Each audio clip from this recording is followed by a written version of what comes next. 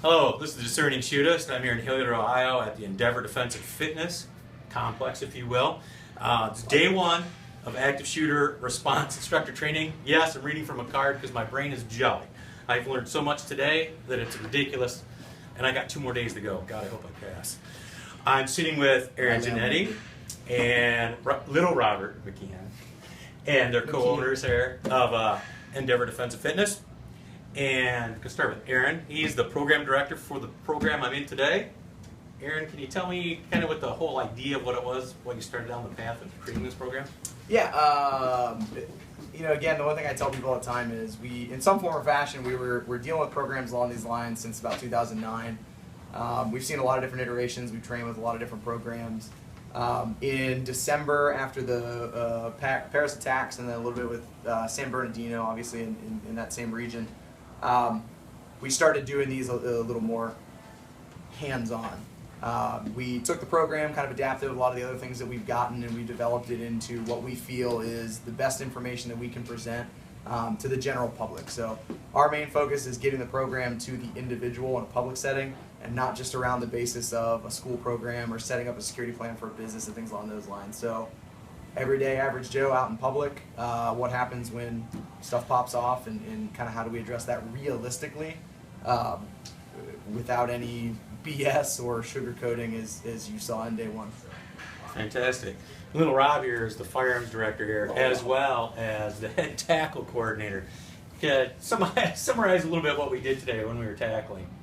So, kind of one of the important things is if we're going to disrupt a shooter, is we got to go hands-on. We got to disrupt their ability to do that. One of the simplest things we can do is tackle. It's a nice gross motor movement, so we're looking to just drive our weight and pin the person to the ground using leverage points.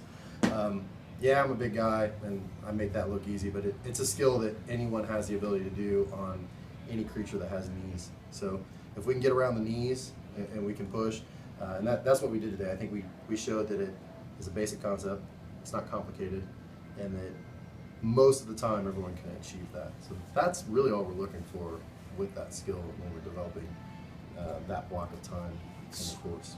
Yeah, well, it was simple, but it was a lot of work. There seemed to be from the student perspective. One of the things I didn't realize until today is this is the inaugural training class. Mm-hmm.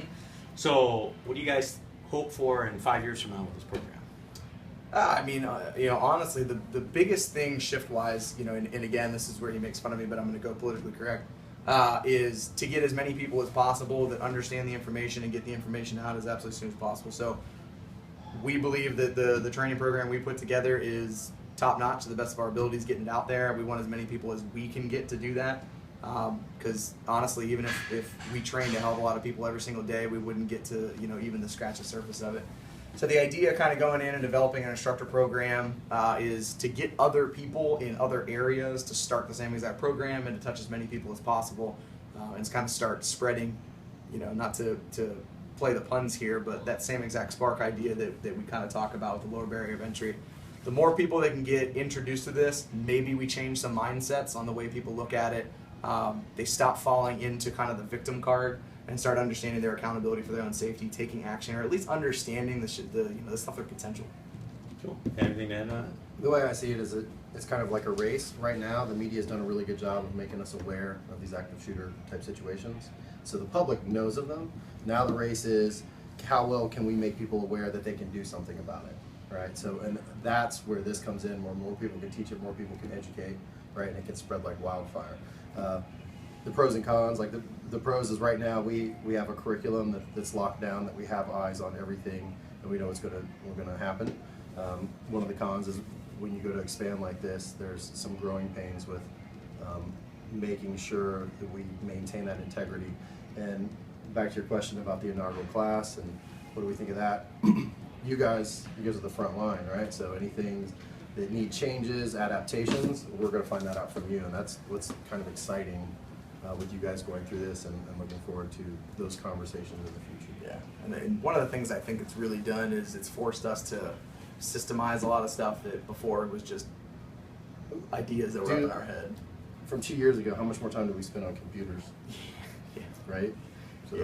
So it's kind of going into it. So it's exciting stuff. I'm excited to see what you guys take away from it, the feedback we get, how we can adapt the program and make it better as it grows. But the first one's always got growing pains. I think today went very, very well. We got a lot of great feedback at the end of it. So we'll kind of see what day 2 and day 3 bring into it, and then make sure we can supply you guys with the best possible training to give the best possible training to a bunch of other people. Well, I know personally that I'm excited about it. And I was really excited about it. This being a learning class, not a shooting class. I really liked about that. And that's going to be it. This is Discerning Shootist. I'll talk to you guys again tomorrow. Thank you. Damn, fade off.